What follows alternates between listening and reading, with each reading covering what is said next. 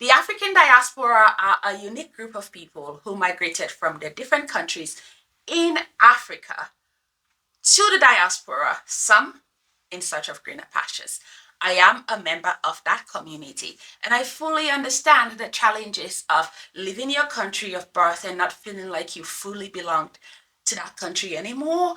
And even when you do gain citizenship in your country of migration, you still do not feel like you fully belong in that country. Hence, you're caught in between, somewhere in the middle. And that middle is something that we need to talk about. The experiences of that middle point are unique to diasporans. And I, being a member of that community, I have so much to say about it.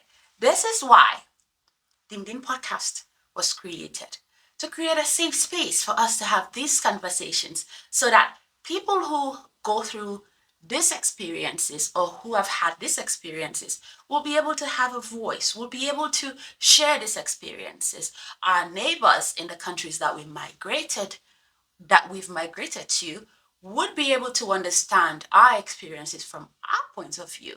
Our family members and friends back home from the countries we migrated from will be able to understand our experiences, and together we'll all be on the same page and hopefully be able to work together a little better. I am Becca, aka the Cyrenaidian, your podcast host, and this is our 2024 podcast, Success and Progress Reflection. The Dimdin podcast, a safe space to talk about misconceptions, perceptions, assumptions, and frustrations.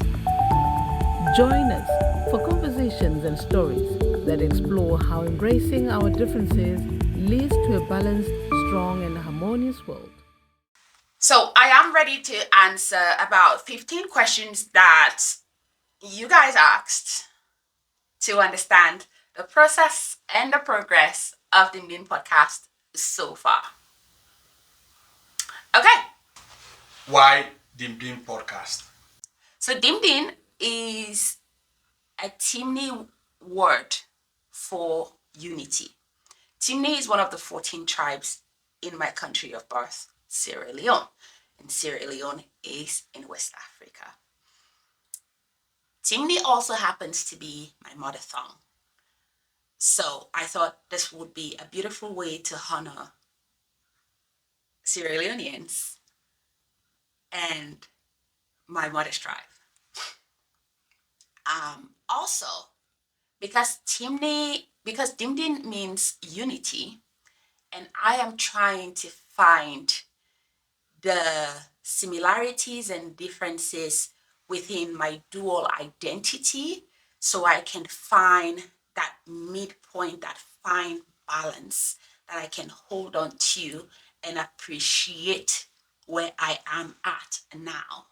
I thought this was the perfect name because it talks about the importance of uniting the two identities so that you're not necessarily holding on to one more than the other and missing out on one. Okay. How did we get the name? A girlfriend of mine whom I attended junior high and high school with, Ramatu Kamara, shout out to you, by the way. She and I started off a clothing business, a clothing line, where, and we wanted that clothing line to reflect that dual identity, that Western and that African identity, because that's something that I have always been passionate about.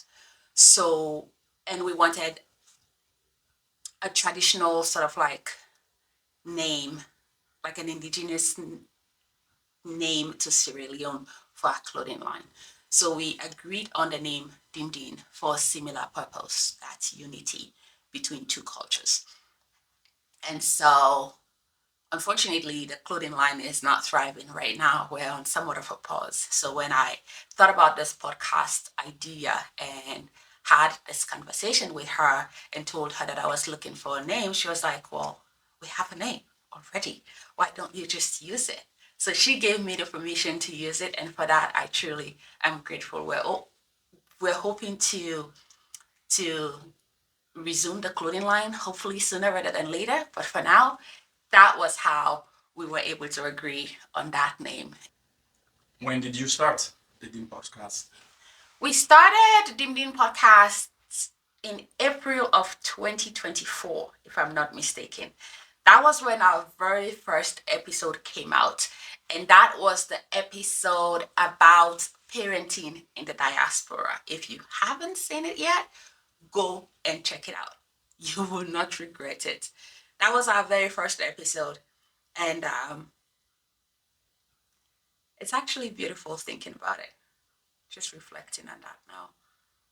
Can't believe we've come that far. But yeah, that was our very first episode. What was your first challenge? I'm going to try and give you not just the first challenge, but some of the challenges we've had along the way. Lord, there are many.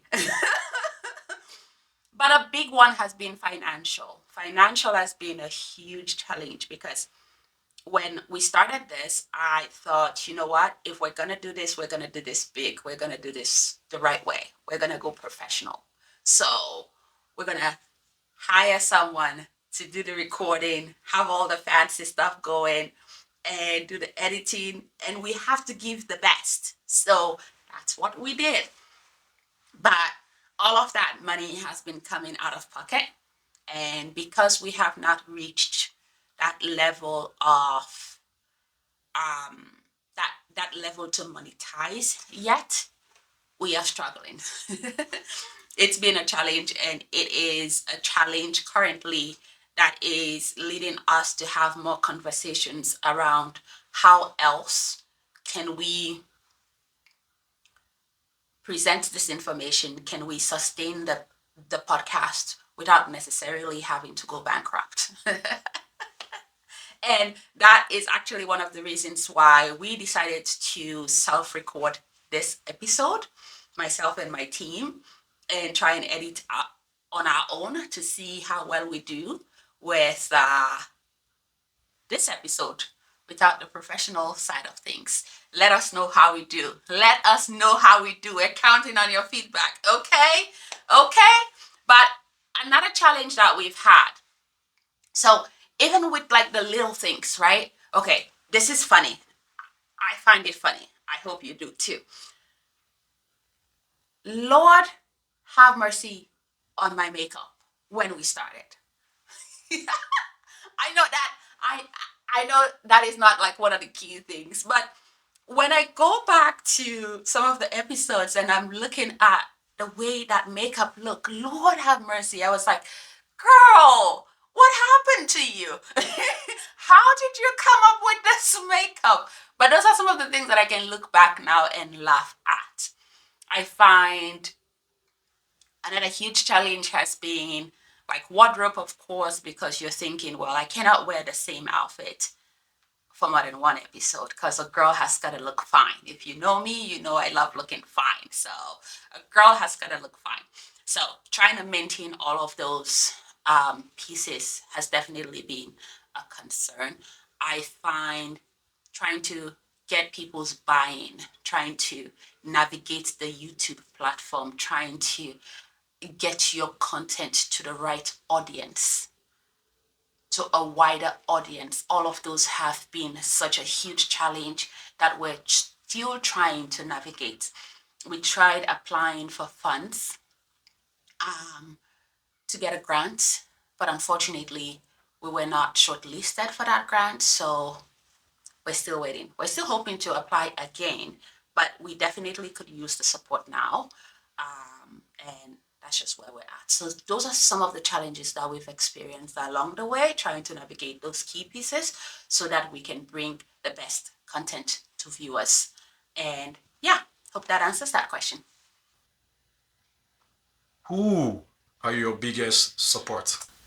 That is one of the easiest questions you've asked so far. Thank you very much.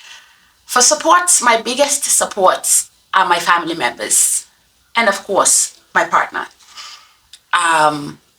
I find one of the things I'm most grateful for is that my dreams are never too outrageous for my family to support. No matter how big I dream, no matter how small, my family members and my partner are always willing to hear the details of my dream, to support the process, the steps that I need to take, and to just be that motivation. Every time that I tend to want to lapse a little bit or just step back a little bit, they're there to hold me up and to remind me of the dream that I had in the first place. And so I thank God for each and every one of them, because if it were not for them, I would not be able to come as far as I have come with this podcast. I would also give it out or give it up to the Sierra Leone community in Edmonton. My, oh my, oh my. They are the top viewers of the podcast. They are willing to make time to view the podcast. It takes a lot of convincing, I tell you. Some of them, I have to send them several links and several messages to go and watch this podcast. But no matter how much I pressure anybody, unless they are willing to, they will not do it. So I thank them for making time and believing in something that is so passionate to me, because they're all a member of this diaspora community, and I'm glad that they are willing to work with me to attain this dream. I'll give a shout out to my family in Sierra Leone, Auntie M, Auntie Masire, Marian, Auntie Zain, Pastor Maggie, who actually is the voice behind the Dimdin podcast song, Auntie Becky, Auntie Betty, all of you. You all have done your utmost best to make sure that Dimdin podcast is reaching its highest heights. To our very own high-rise pharmacy, Mr. Patrick, my own brother. Oh my goodness. These are all people, my sister, Adama, these are all people that are working very hard behind the scenes. And my LIWAF community, I will not forget you. These are people that are working very hard behind the scenes to make sure that things go the way they should go. To my England crew, my aunties and my uncles, brothers and sisters, thank you all very much. To my America crew, thank you. To my Dubai crew, thank you. To my England, which I've said already, thank you. So there are so many people that come together to make this work. And I would absolutely not forget Ghana, and will not forget my creator, God Almighty. Because if it were not for him, if it were not for God, all the people that are holding hands with me to make sure this happens will not happen. So thank you, Lord. I cannot not go without mentioning the man behind the camera, the man that has been bringing you all the beautiful videos. He does not want his name called, so I can't call his name. But thanks to him, thanks to Sizwe Podcast, because they are the ones that have been supporting us with the instrument or the gadgets that we need to record. Synconia community has been an amazing support from day one. They've given us a space to do this, and they continue to do so. So I truly am grateful for them. So yeah, every guest that has been willing to come on board, thank you. These are all my support system, and I truly am grateful for you all. What is your best lesson learned? Best lesson learned so far. Okay, now I'm going to start with the podcasting lesson.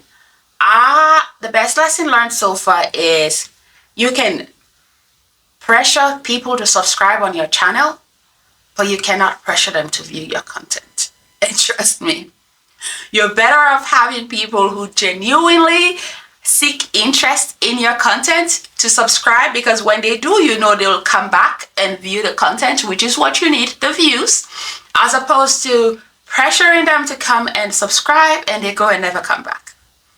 I've learned the hard way. I also have learned in that regard that working with these marketers that are putting themselves out there and telling you, I'll make your content go viral, this and that. I won't do it again. Honestly, it's not been. I've not had a good experience with them. So no, not for me anymore.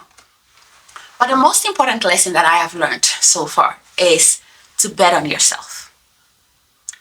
Bet on yourself. Don't be afraid to dream.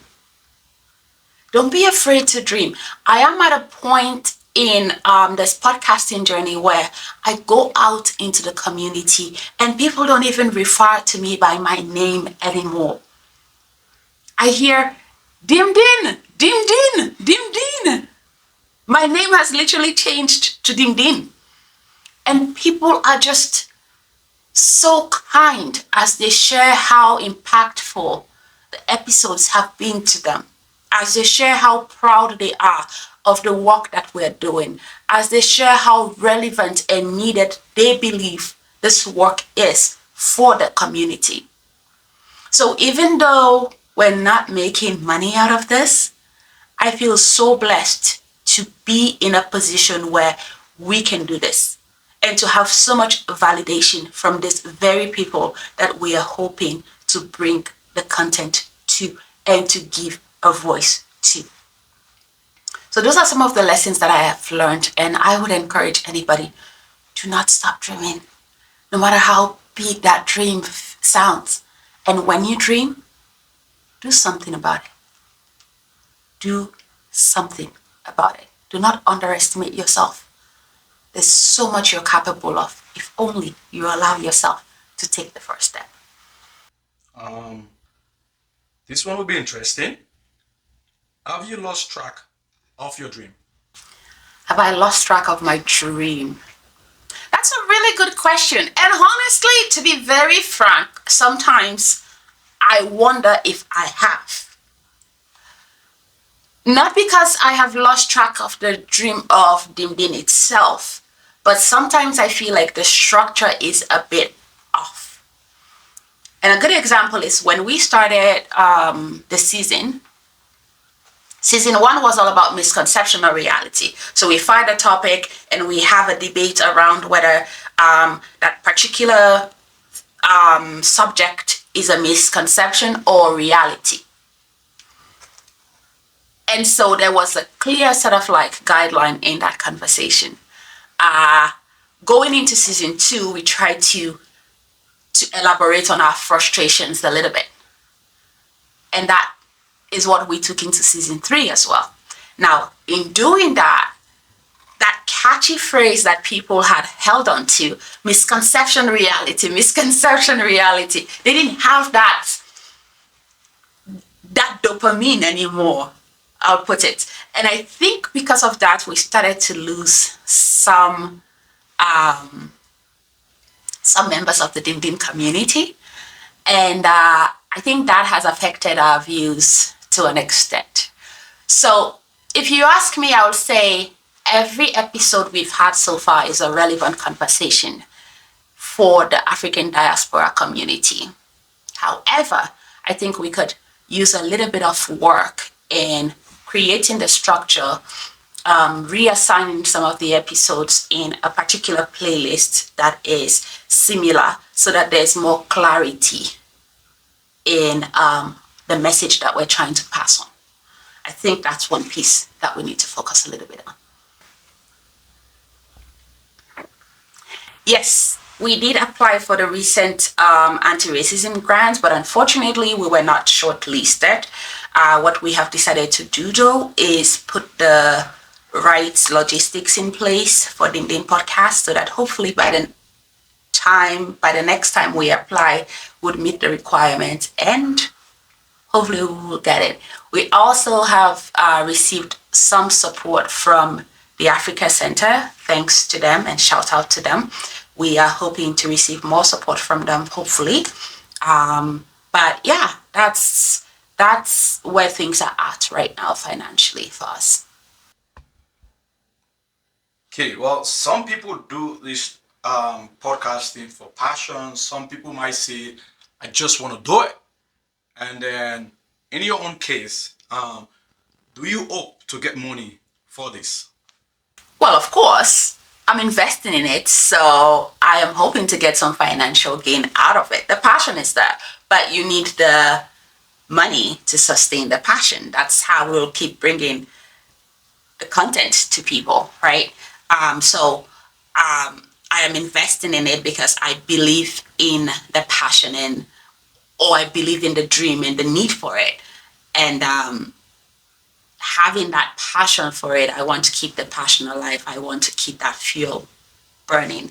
So, of course, getting some financial gain out of this somewhere down the road, hopefully sooner rather than later, will definitely help to keep that passion going and keep that fire burning. So yes, monetization and any other ways we can get some finances out of this is a definite welcomed blessing. Without the guest, it would be hard for you to continue with your podcast, right? Mm-hmm. So, in your own situation, how do you find your guest? So that's a really good question. So when we just started, because I know a lot of people within the community, I was able to just reach out to people and say, hey, I think you have a story that would fit this topic and you need to have a say on the Dimdin podcast. So I think you should come on board and have a conversation with me. And people so far have been so willing to have these conversations. Even the people that are like really shy would be like, okay, but you probably need to show me how to do a thing or two. Something that I've been very grateful for, right?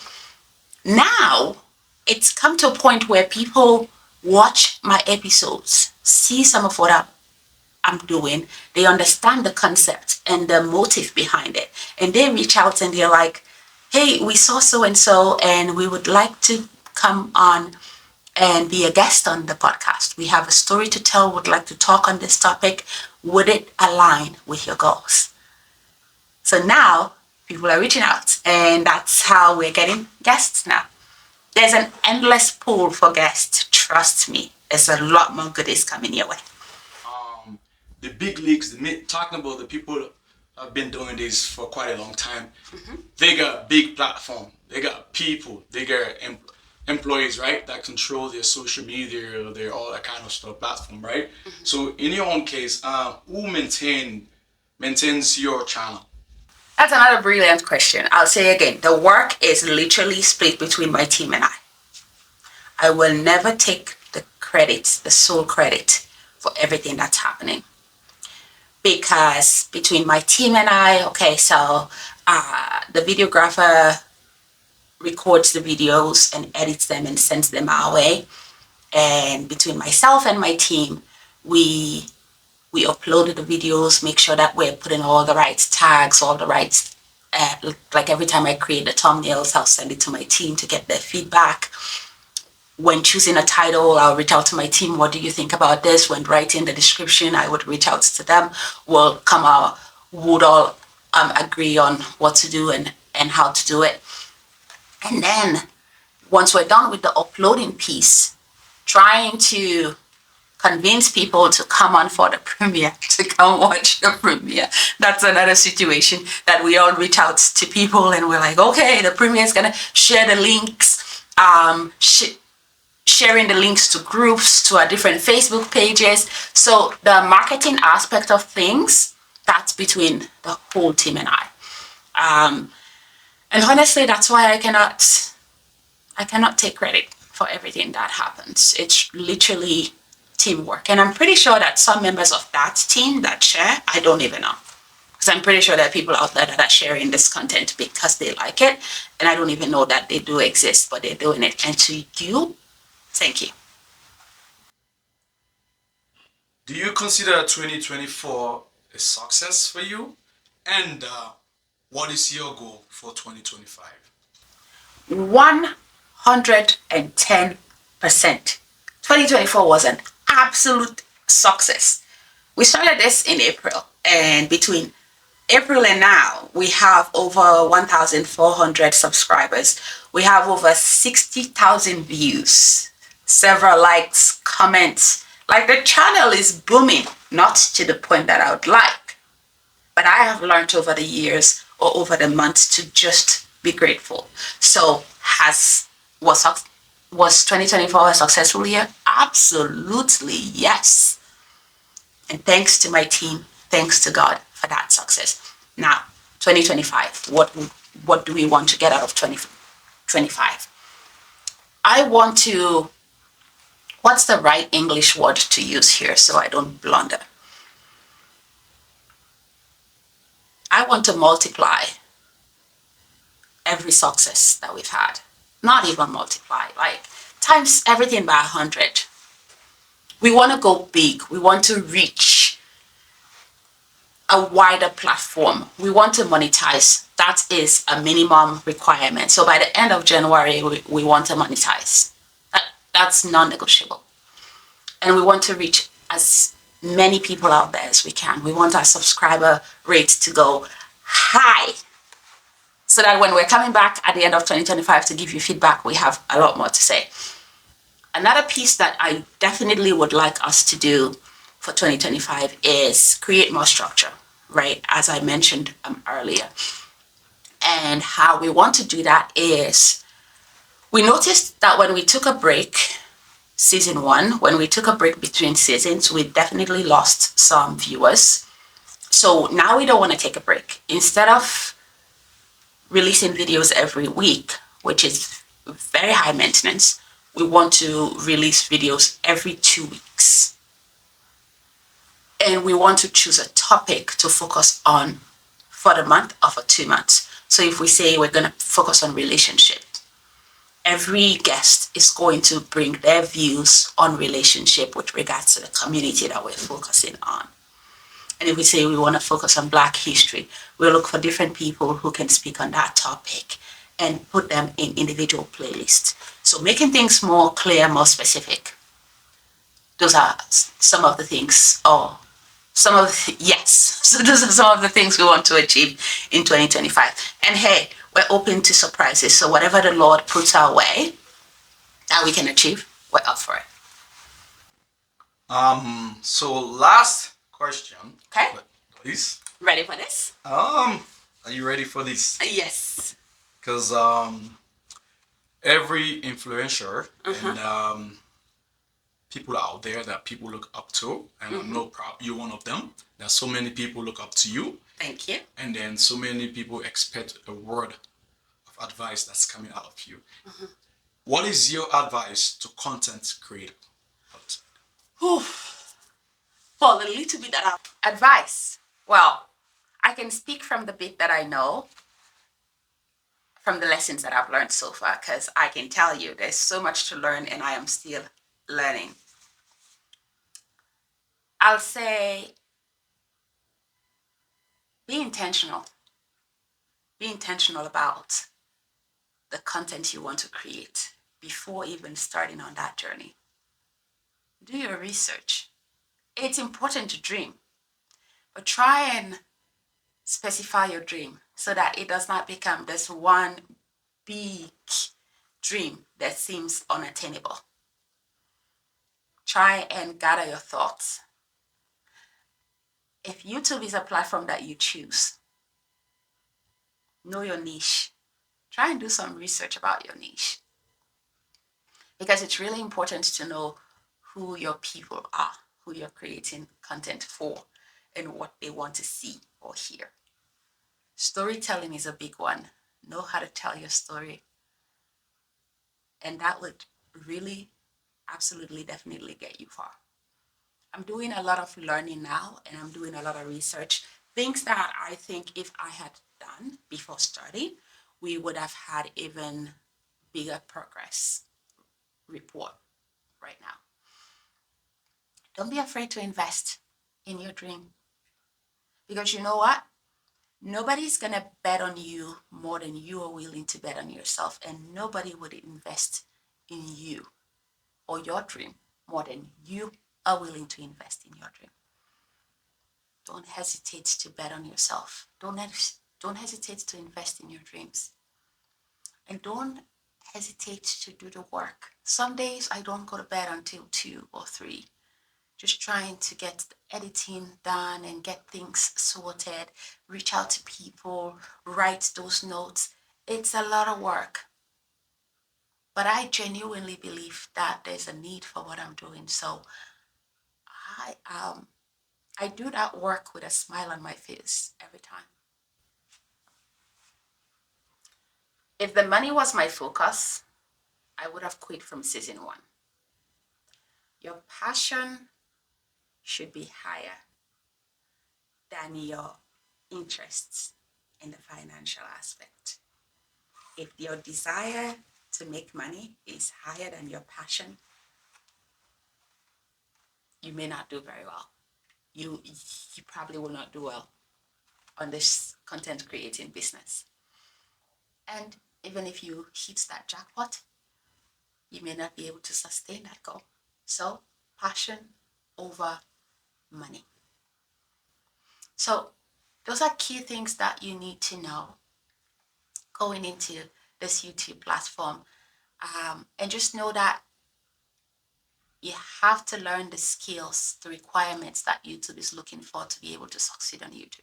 It is because of all these things that we've learned that I genuinely believe 2025 is going to be a different year for us. Because your girl has been learning. Your girl went back to school, the content creating school, I tell you. And oh my goodness, there's so much to learn, but it's all worth it.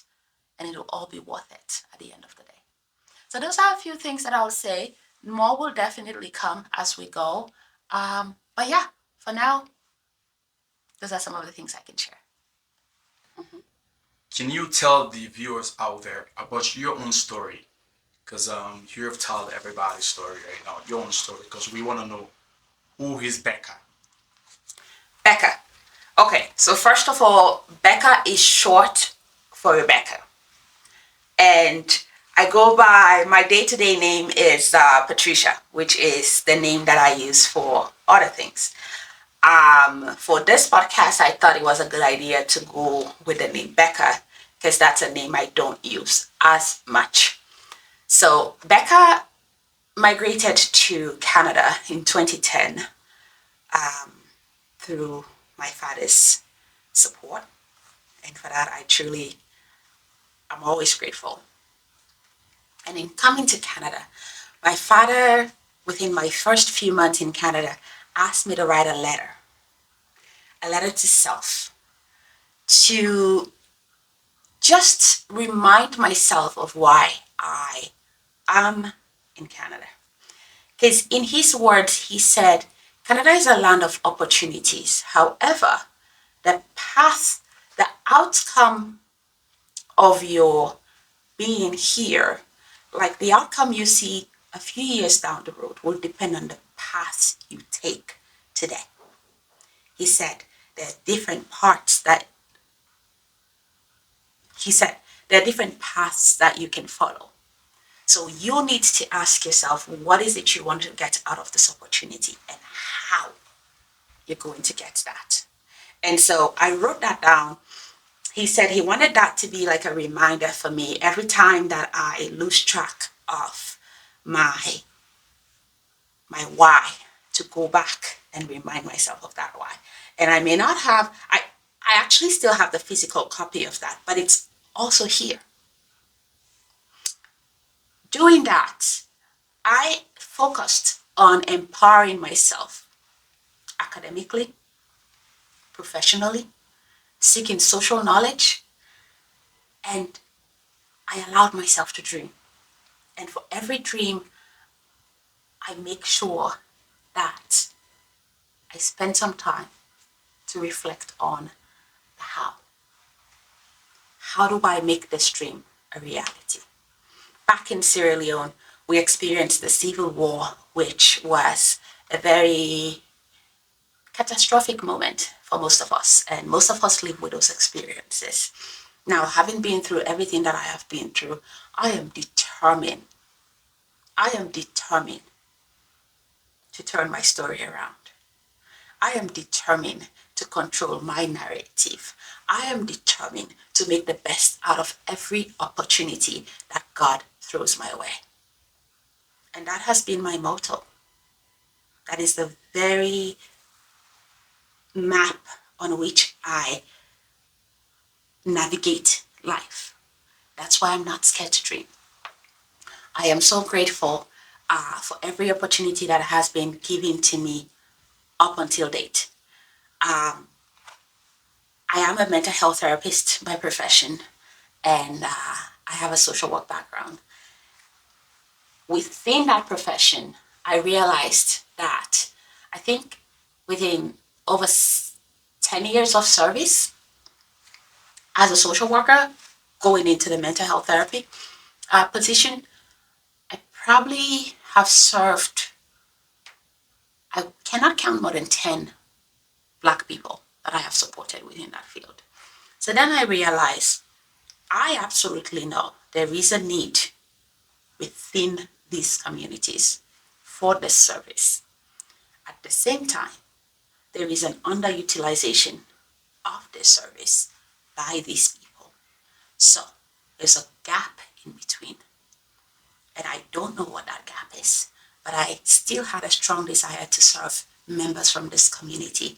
That was why I thought about Dimdin podcast.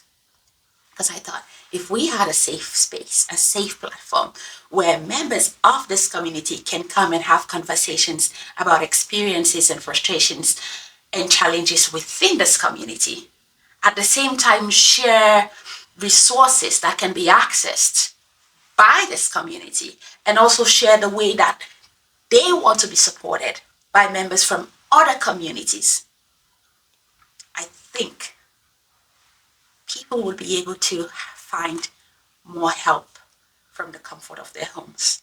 People will be more willing to reach out for support. People will see people that look like them that have experienced something similar and say, you know what, I am not alone. And that is the motive behind the Dimdin podcast. And we've started to see the outcome of that very motive. So this is a little bit about me. This is a little bit about my why. These are some of the things that I'm doing to get to that point. I'll find time to tell you more about me, but for now, we'll stop there. Thank you for all you've been doing to support us, all you're going to continue to do to support us. It really helps when you view the episodes from start to finish, because what YouTube does is it looks at how many people open the views. Like when you see the suggestion, open it. Because YouTube looks at that, looks at when this content is suggested to people, how many people open it, how many people view from start to finish. And that's how it sort of like picks up a content to say, this is actually something that people are interested in, and send it to more people to view. So that is how you can help us to get to our goal for 2025. Open the content as soon as you see the suggestion. View the whole content. Don't start watching and stop. View the whole content. I really appreciate your time, your effort, and your support. Only God will bless you abundantly. I have had a good time having this conversation with you. I look forward to all the goodies we're bringing you in 2024 or 2025. If you have any questions or need any more clarifications, go to that comment section and add that comment. If you haven't seen the most recent episode that we recorded last week, that came out last week on resilience, please, please, please go and see it. Until our next episode, I'm your girl, Becca, and Sabe Sandinde.